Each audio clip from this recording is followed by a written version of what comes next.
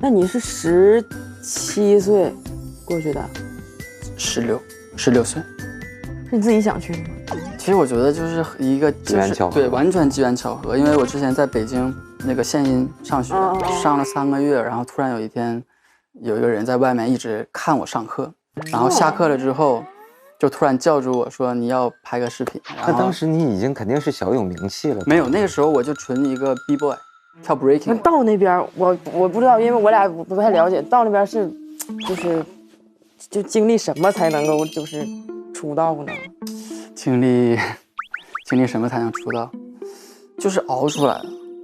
他每天练习的强度非常大吗？每天的话，我记着是下午1点开始，然后几乎每天都练到早上4点、3、4点，偶尔可能要练到6、7点，但中间也会有一些休息、吃饭，然后各种课，然后。那语言后来是自己就会了，还是他有人教你呢？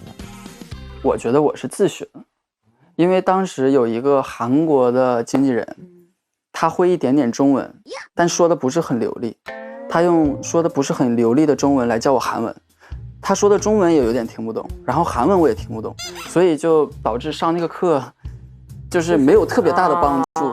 然后之后跟成员们经常聊天呀，然后慢慢就会了。你们连比划带猜的。对，然后因为我们有中国成员嘛，文俊辉有中国成员，一直跟他说中文。文俊辉他的韩语是他学过，但是他学的也很刻苦，因为需要练习完之后早上7、8点，然后去那个语言那个学院去学，几乎就没有教室。那还行，那好歹你俩还有个伴儿，对吧？当时对，相依为命嘛。哎呀，当时的话，那你当时那么小去，然后你爸妈是支持的吗？我爸是反对的，我妈是支持的。那为啥反对啊？就普通家庭的出身，怎么可能当明星的机会落在你的身上？我爸他没想过这个事。一般男的可能了解的也少，而且他们最怕就是我被骗。那他会允许那时候家长陪同吗？可以允许，但是我的家里条件不允许，所以我就自己坐飞机去的。你去送也没去，送到机场了，然后飞机我是自己没去看一下你那边生活环境。对，我想一想，现在就是很勇敢。是的，就是你说他很不可思议。对呀，小孩自己就上韩国了，而且是我第一次出国。对呀，我爸妈也没有出过国。有时候是命运推你往那儿走。但是其实让我去的一个点就是那边公吃公住。就是可以分担家里的一些，但是他不给工资，他没有工资。对，而且我觉得就算不出道的话，也在国外学习了，一段时间的话，对我来说应该也是有帮助的。反正都是要跳舞嘛，他又公吃公住，然后又教我跳舞的话，那我觉得可以去尝试一下。你说我都忘了，我要把我排骨炖豆角给点上。你最爱吃东北菜是啥？我比较爱吃酸菜汤，然后我比较爱吃那个鸡架，但好像只有东北那个能做出那种鸡架的味道。这搁哪整的这盒饭？瞅真不错。听说你一直想吃，我太想吃盒饭。我跟你说，就那个铝盒饭，对我吃着了，偶尔会就是看见那种视频的时候，就是老香了。小时候就是吃那个。我这把在哈尔滨，我吃着那家盒饭了。好吃吗？老香了。小时候甚至5块钱一盒。对，那铝盒的。老香了，哈尔滨啥都好吃，我感觉，我觉得还是黑龙江行，比较幸福。哎呀，还行，还是黑龙江的这个东北菜正常，我觉得太好吃了。那你们现在平时姐在演戏，哥在演出。你们平时演出的舞台很多，是不是？对呀，但是你一出一个歌就得跑一圈。是这样，出个专辑的话要打歌嘛，打歌的话就是1个星期到2个星期的时间，每天都打，差不多2天1次吧。然后现在我们正在巡演，世界巡演中，刚从美国巡完10场回来，都刚巡完10场，来到我们这儿了。昨天刚回到韩国。那你现在时差可以吗？我今天就睡了3个小时。对，还有一个问题，就说你在这个舞台上找镜头，因为我俩刚才看你那个视频，那不是有很多机位吗？是的。你怎么知道哪个要看哪个呢？因为它会亮那个红灯，但是它是很但是远远吗？不，还是他也得配合你啊？没有他们不会配合我们，不配合你。对，就是我们，比如说我们第一次彩排，他们就是会正常拍嘛，然后我们会去看回放，看回放的时候，我们就会记住啊，这个时候我看错了，我应该看左边。他每回会一样吗？他们每回会一样哦，就正常的电视台每次是一样的，就是会用固定的机位去拍你哦。对，所以就是当下你去记住就可以。那会练眼神啥的吗？好奇了啊！像之前刚出道的时候，会两个人一组拍你，就拍完了之后，然后再去看哪个不好看，哪个角度好看。那会训练你们如何接受采访吗？我刚刚想问啊，采访如何接受采访？这个有训练吗？这个就是当你的脑海里觉得这个该不该说的时候，不要说就可以。哦，你看人家，我们都是这该不该说，要不说一下子。哦，也会遇到那种不太友善的采访问题吧？他们很少，团队都会拦得很死吧？对，很少，因为可以采访，几乎都要提前去。没有那种。我们今天可不一定。对。哎，但我有时候在想啊，你说韩国，我不知道它城市大不大，明星真的很多，但是你说走在街上，那碰到明星的概率是不是比中国要高一些？路上偶然倒不多，但比如说去一些，去购物呀，因为就是比较适合购物的地点只有那几个地方嘛，所以在那种地方的话，经常会遇见。但我不是听说他们就是那种吗？对，我也不知道，就那种嘛。就是高那个辈分嘛，对前辈嘛，对啊，前辈嘛。我其实一般都会打招呼吧。一开始我们当时不还有个团嘛，之前就是师兄我们呢，然后就不管是任何活动碰到了，只要是在一个活动上，就得去跟人家打招呼啊，过去。对啊。结果发现谁都尴尬，他们也尴尬，我们也尴尬。其实是的，对，咱们仨小声了，其实是的，其实会有点。后来就不对了。我也经历过一些，不知道咋说好。但你在飞机上遇见，你会跟人打招呼吗？我会打招呼。如果说你不认识他，咱俩没见过的话，就他也认识你，他也认识你，但你俩不认识。那我觉得点个头是可以的。对，我前一阵也是。对于我来讲，比如说咱俩四目相对，没见过，不都知道对方的存在，对，一看就是他，对，看，对，其实难度挺高，因为有的时候是这样啊，有可能艺人朋友们他当时就是没有做妆发，然后他就是打扮的比较严实，但是你一看他就是一位艺人朋友，对，那不知道是谁，但你不知道他是谁，对啊，然后有可能那前面就那么点空间，就坐在比方就坐那儿，然后你就要想，你说他是谁？如果是认识的人要不要打个招呼？要不要太奇怪了？但如果是不认识的人，我去跟他打招呼，万一不认识呢？我感觉我插入不到你们的话题中。为啥呢？因为就是认不认识打个招呼呗。你那是你比较开朗，我俩这都打个招呼的，这挺大心理限制。不是，我也内向。那你能打招呼？就是你还是一个，你不需要干嘛，你就没事的。你说大家就算是不是艺人，我觉得对啊，四目相对了也点个头。他只要不是带目的性去靠近你的话，我觉得都可以去打招呼。你看，其实也可以不打，你就装呗。你上飞机你就把眼罩一戴，谁也不带跟你打招呼的。耳机戴上，完了为了表示在放歌还律动，对不对？对了，你不是要发新歌了吗？这已经发来着。这个节目应该出来，已经发了。快介绍，大肆介绍一下。个人的，对自己的，然后有3首歌，就是比较 chill 一点，然后比较年轻一点，然后也可以把我的一些情绪放入到歌曲里面。有舞蹈吗？有1首歌主打歌是有舞蹈，然后剩下2首的话就只是音乐。大概是，也不现在也听不了，反正可以听啊，可以听，可以听吗？可以听，可以连。哇，还能放呢？可以啊。现在这一首歌主打吧。这个名字叫《轨道》。轨道就是不是那个，不是那个轨道，卫星的轨道。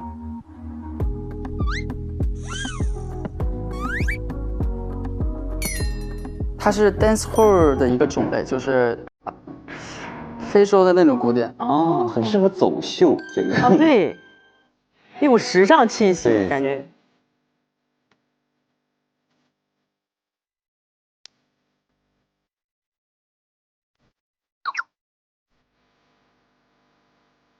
这是舞蹈的，对，这是舞蹈。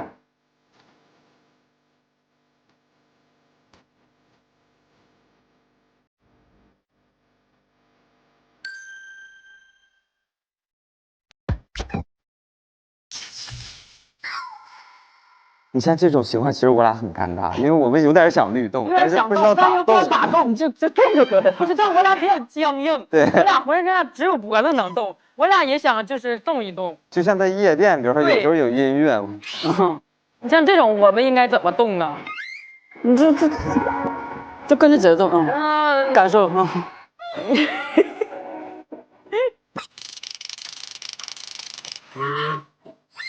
可以不动，可以不动，不要但是也想动。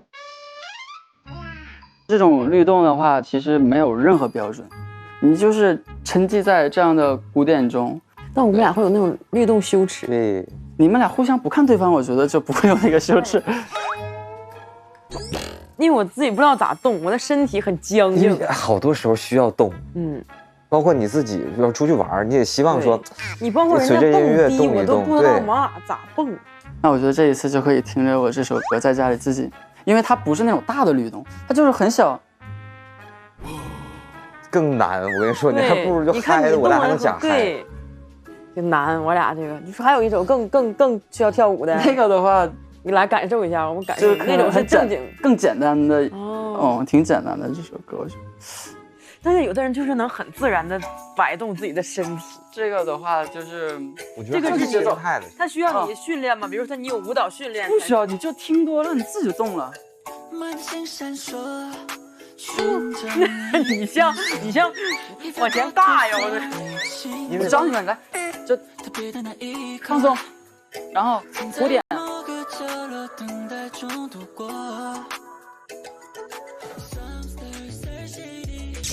对，我发现一个底层的逻辑，就是你得觉得自己动是好看的。对，就是不要看别人的想法，不要在乎，你自己觉得这一乐。那比如说是这样的，我们就是在夜店先拿了一杯酒。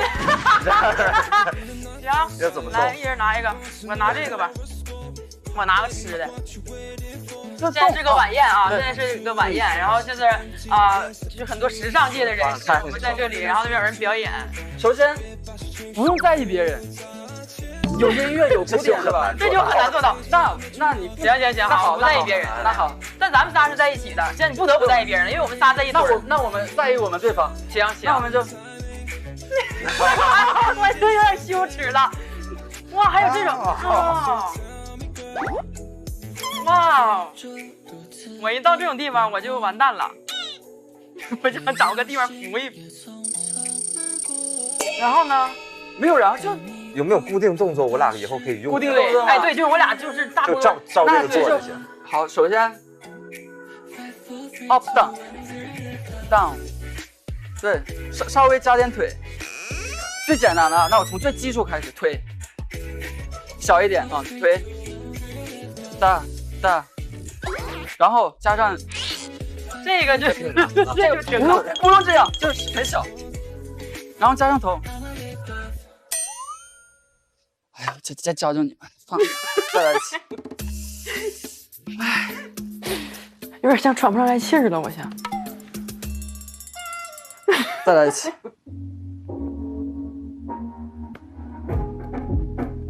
插兜了，插兜了。再找个感觉，就是插兜，就是手越少越好。然后呢，听音乐，有鼓点。OK。我们俩彼此不在意就很难。然后稍微脚可以动一下。哦。然后走2步。哎呀，走2步不行了，走2步不行了。没事，先走，先不用管，先走。有点顺拐了。没事，就咱仨人嘛，没来，我们走，走来走去啊，对，这样，有点事儿干比没事儿干强。然后把手打出来。这是干啥？没关系。放松，不要看他一眼。我不看你。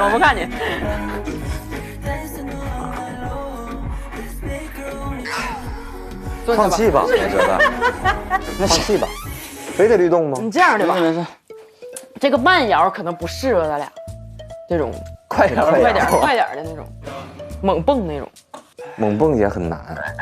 其实我觉得大家就找好自己的节奏，你也可以不动，你也可以拘谨，你也可以随着音乐去动。就是在有音乐的时候，你总要去有一个点去投入进去，或者享受在里面。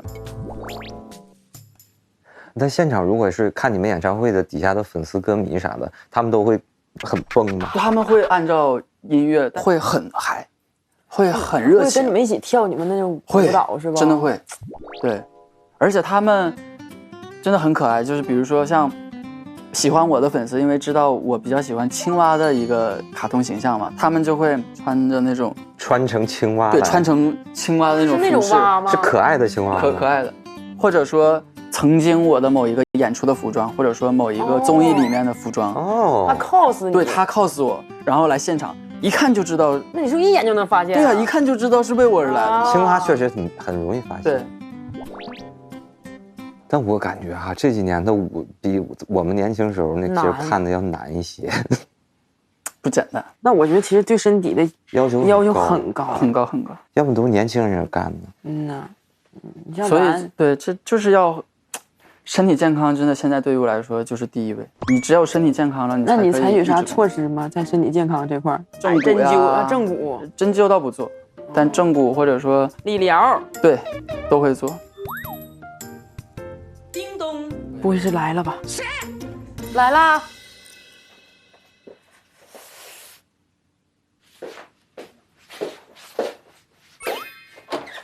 哦，您好。哎妈，您好吧？请，妈来了。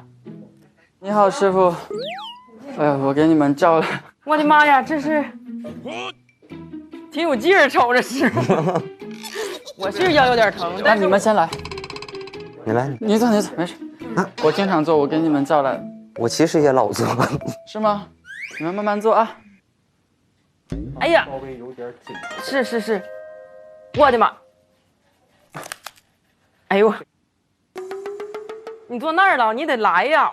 啊，没事，我让给你们享受一下。哇，妈呀，挺疼。那你能忍。你是那种需要，我挺疼呀，我想跟你聊天，但我现在已经，哎呦我，挺好吗？不是挺舒服。哇，麻了。对。妈呀，我妈呀！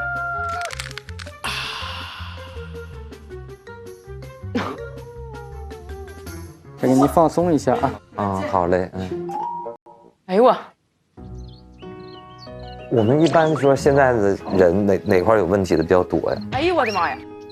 然后你们一下手就能捏出来他哪块有问题。哎呀！因为我确实有一个问题啊，我这个手就这个地方一这样就有点疼，跟你平时那感觉差不多，就是方法不大一样。因为我们那边不是中医嘛。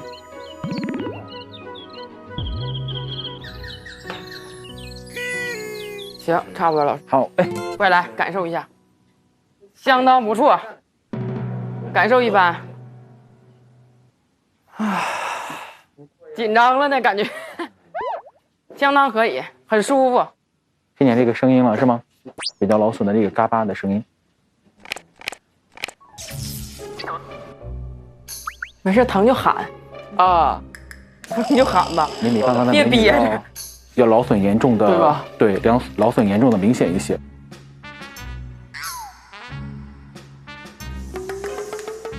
这个小乌龟好好孤单呀。对，充血很明显。感觉这位老师做的明显还是痛苦一些，让你们。看我们点一下肩颈穴啊，激发斗志了，开始给我点穴。哇，你真的好呀，真的很厉害。是吗？稍微改一下。哦，轻了。这个地方是痛还是麻？痛。如果觉得不过瘾，就告诉我哈。过瘾。差不多了，咱们。谢谢。好，你现在活动一下，看好一些吗？那是还是那样，可以。谢谢。OK， yes， 好了，好舒服呀。哎呀，太好了。时间允许，还想再按1个小时。谢谢老师，谢谢老师，辛苦了，太厉害了，辛苦2位老师了。哇哦，真不错，我老长时间没摁过了都。咱现在可以吃饭吧？咋样？疼不疼？可以。我感觉你越感觉疼，它越来劲，你知道吗？感觉就是这种嘛。而且就是他好像特别喜欢听到你喊，你只要一喊，就是他摁的动力使更大劲儿。对，叮咚。你的饭到了吧？太好了，太好了。这是一个吃饭的节目吗？它可以吃饭聊天，可以啊，就是一个很自由的。对。但感觉一般出彩的片段都是以感情为主的。对，大家都还爱讲，好讲。一到这儿，我把这些挪走。那你们不方便讲吗？肯定啊，我问都不敢问，好吗？应该是不方便讲。肯定是啊。他可以问一问理想型啥的吧？肯定是不能了，你别琢磨了。理想的房型，能问一问。理想的车型。拿个大勺把崴那个。我拿了。行。哇，但这种盒饭其实要扣在一起是吧？和在一起，也稍微优雅一点，和一和。省得。哎呀，吃盒饭都东北人呀！哎，我这瞅着就挺好吃。鱼香肉丝，牛肉段，蒜苔。哎呀，这酸菜真不错，看着。有油的酸菜真的好久没有看见。对呀，确实不错。好吃啊，好吃啊！我今儿早上吃饭了。他1点钟才吃，才4个小时。那你没事，你运动量大呀。对呀。今天没有运动啊。我天天呐都没有。没事。但其实公司不会管你们胖瘦的。其实我们已经出道9年多了，更多的是靠我们的自觉性。那还挺好。你们录这个录了几年了？3年了。3年了，好像还没有嘉宾哭，有没有嘉宾哭？不会，这么短时间然后聊天就会有人吧，但是很少。那咱俩也不擅长处理那种情绪，真哭我也完了。你们在电视上或者舞台上有就激动落泪的时刻吗？有呀，比如说我们第一次在电视台打歌拿1位的时候，我没有哭，但是有很多成员就突然爆发。然后我最近哭在舞台上，是因为演唱会在结束的时候突然放家长的视频。哎呦，那完了，那娃娃就是让我们哭呀。对，这种就是属于就是想让你哭。对啊，还有一次，应该是去年在演唱会的时候，就是13个人一起，很卖力气的在跳舞，那一瞬间我就很想哭，就觉得这就是青春。大家一起做一件事儿。虽然说这种话我自己都觉得有点肉麻，但那一瞬间就觉得，哇，这就是青春嘛！就是已经在这个行业的8年，去年每个人都很累，为了那些爱我们的人，在舞台上把所有的能量，那种能量是你在练习的时候看不见的，但是在舞台上，你突然觉得所有的成员全部都爆发的时候，就突然就很想哭，就在去年有一瞬间，就是给我的印象还是很深。10来个人站那块儿，然后又齐，就是那种感觉，而且是在为了同一个目标去，而且那种一营造，我们比赛的时候也老哭，对吧？你看你们那阵，我那阵老看你们哭，在那个谁淘过程汰了当中啥的可哭了，可哭了。可哭了。但我现在一想有点不可思议，但是那你再到那儿还是会哭。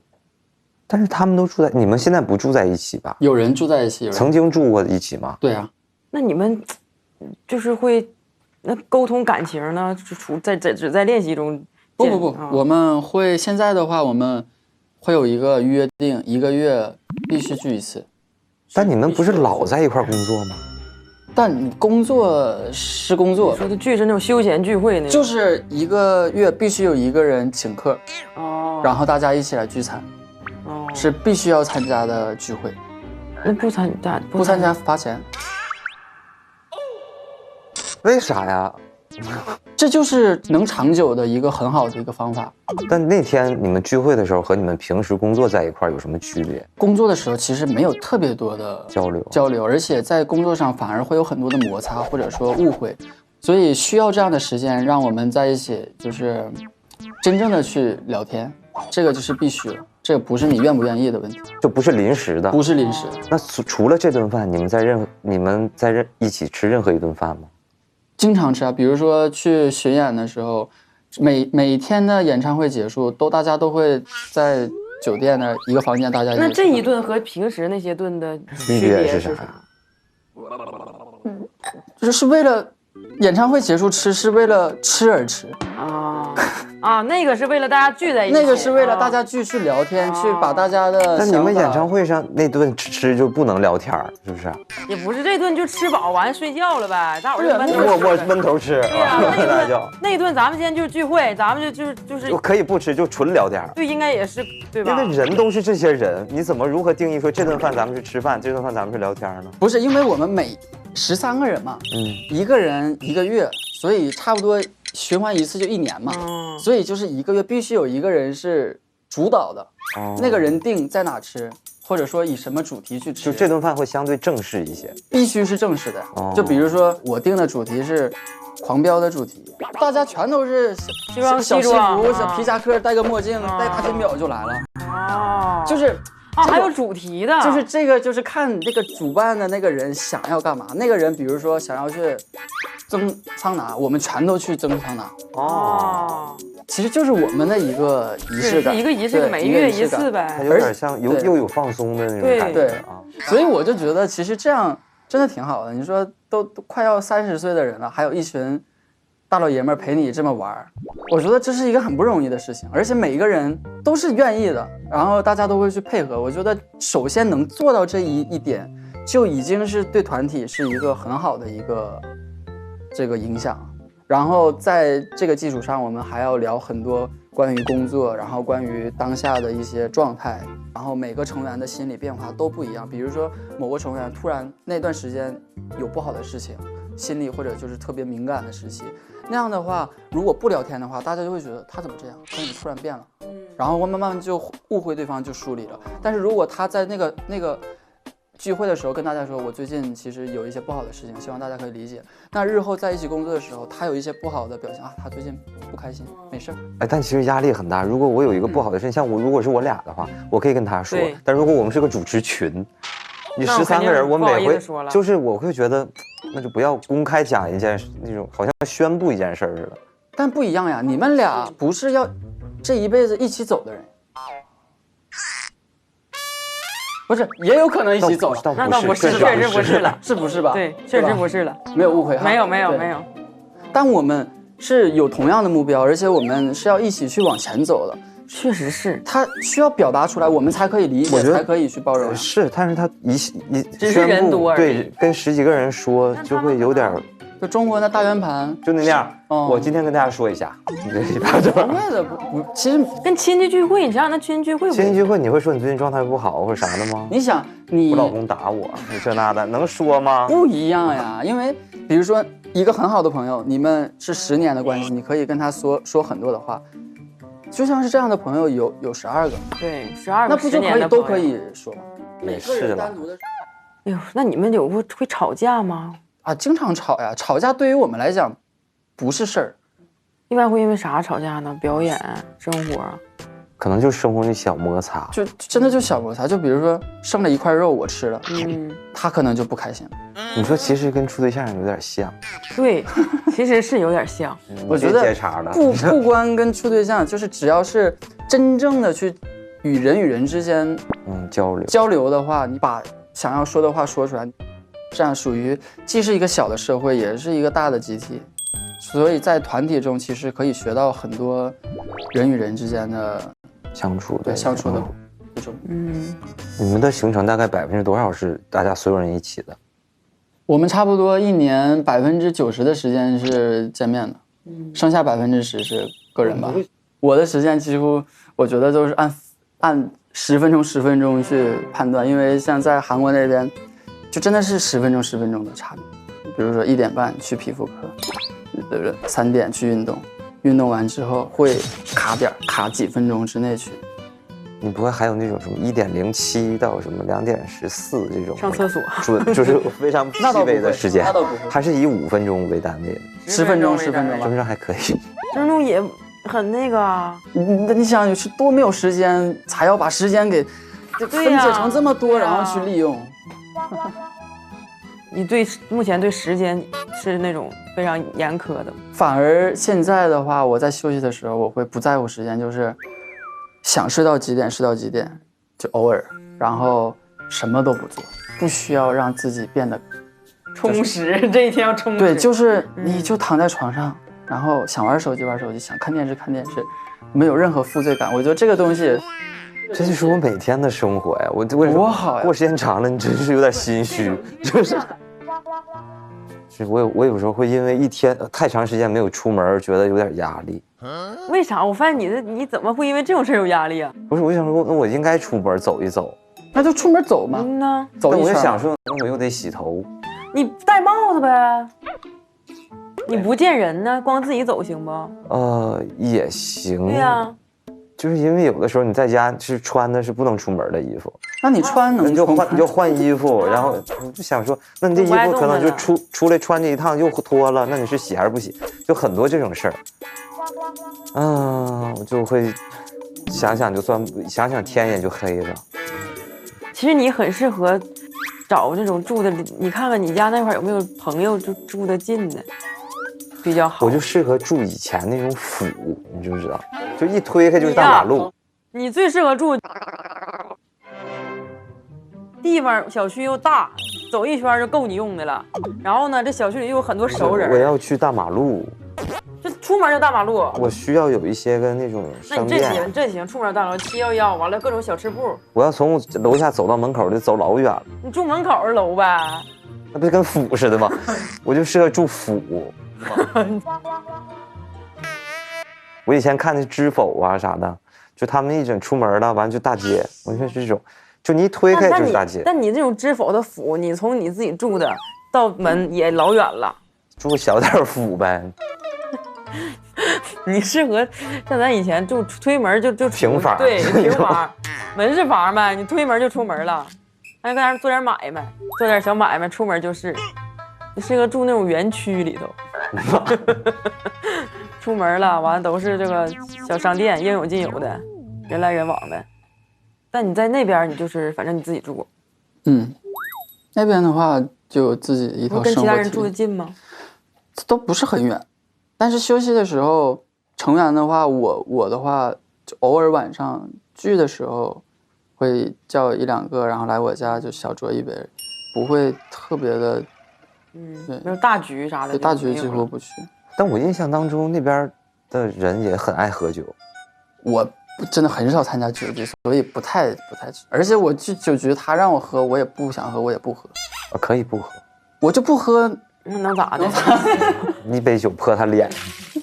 那不至于，我就不能喝就不喝。他们也不劝酒。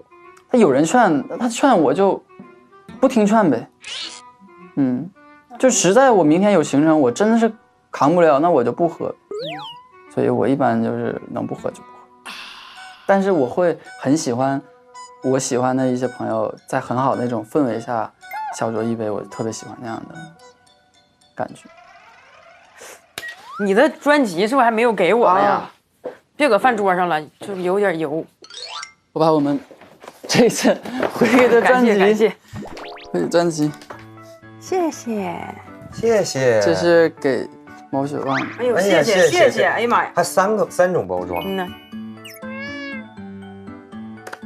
看一下，有这个像贴纸似的东西，月份的。哎呀，还有不少东西这。啥呀？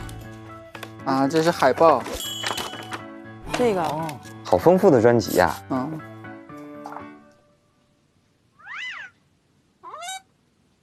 这个是啥呀？这是小卡，它是每个里边有不同的不同的，然后他要想集齐我，他就得一直买。不是它齐了之后，它能兑换你个啥这玩意儿了，那你就是能把这些人都攒齐呀。它就开心。你没买，对啊难道你没攒过水浒卡？水浒卡能兑，能兑，他能兑换一个好的心情。对呀，那是最重要的。所以我就跟粉丝们说，别买那么多了，你们自己印。你就因为一个小卡，你就要困住你当下的那个人生吗？我之前不都告诉过你们了吗？自己印呀，对不对？我觉得要是我肯定想集齐呀。而且如果说我俩都是喜欢你的人，我比他先集齐，对呀，那就说明我更努力的对呀去证明我对他们的爱，更努力的在支持。就卖你们这样啊，我就是受众，我想买到你的那个小卡呀。印不就好了吗？那印能一样？我自己印能有这个吗？搞得你们像推销卖专辑一样。啊，但也是，你说人家出小卡，人家愿意集，咱俩出小卡白费。对，咱俩出小卡谁集呀？不至于啊，不至于。现在的专辑都好用心呢，就是有很多，我们这两天正在设计一个专对，辑，都是有很多那种小思在里面的，是的不，像以前就是一个盘了。现在出了很多花样。对呀，行，那么我们就拍一张纪念。来，在里吧。应该在吧？我已经对练习生那个时期没有什么太大的回忆跟记忆咋的呢？不想记住，然后他也记不住，把那个糟糕的记忆清除一下。怎么能清楚啊？你不会吗？那更没有啥痛苦的回忆。你们也没有说一看到镜头一定要有一个什么样的表情，在那个镜子上贴了5个那个红灯，摁那个灯，会有练那种特定的眼神吗？或者就是你眼睛始终要是有神的。那你们在台上走错了，咋整其实很搞笑，啊？为啥呀？因为其实我俩也不擅长。你觉得你有没有什么被大家误解的事情？之前我觉得 DH 是 DH， 名号是名号，有一阵很讨厌这个艺人名号，是出于一种没有安全感嘛？之前会想要告诉大家我很痛，来看看我。像你们这样经历的逆商会特别高，你老不遇到挫折，你就觉得那挫折老可怕了。团员里应该也有那些不善于表达的人吧？你不表达出来的话，最痛苦的人是你自己。那不得老哭啊！这一聚会，我感觉你那种感觉。谁对你有意见？我听一听。哎，他一播他害怕了，你看。你好像那进击的巨人，你知道吗？在那里带我们家奥利奥第一次出来见世面，金哥最害怕他。怕到什么程度？我们金哥走到他边上的时候是这样，一个拧身。金哥很害怕啥呀？哦，他害怕，就这样。哎呦啊，他特别两副面孔。他希望你讲这件事儿吗？你们猜一下，我那个觉得就圈里最性感的男艺人，很通透，掌握很多知识，但他没有爹味儿，2个字。那你们的另一半可以跟你们讨论一个女明星吗？我是属于我喜欢的男演员，我都会给金哥安利，然后他在那儿看的时候就跟我说是不是？对方跟我说的话，我会生不高兴。啊，那我要反思一下我自己，我以后绝不喜欢任何一个硬汉。我发现主持人朋友他们拿话筒是拿在这儿的。对，哎，对，我后来也发现歌手朋友不是这样拿的，对，好优雅是吗？对，非常优雅，他拿话筒。因为你这样可以微调，对，所以你就可以轻易的拿过去说唱。也在关注。有。你主持的过程遇见过什么突发情况吗？惊险有很多突发情况，也是一个直播活动。他上来他是有那个广告任务的，他错了一个字，你的耳返里马上就有一个声音跟你说，让他重说一遍。那咋让他重说呀？然后就直接，我的妈呀！走，朋友们转场了。哎呀，蛇对，这里有各种各样颜色的蛇。哦，它确实是蛇哎。啊，不然呢？要反应。这就是他们的蛋，帮它做个小泡泡铲，毛毛破一个。万一没破好，我觉得你应该是可以会掌握好这个力度的，它能行吗？可以稍微大一点，没有关系。更多节目精彩资讯尽在新浪娱乐微博综艺新浪综艺。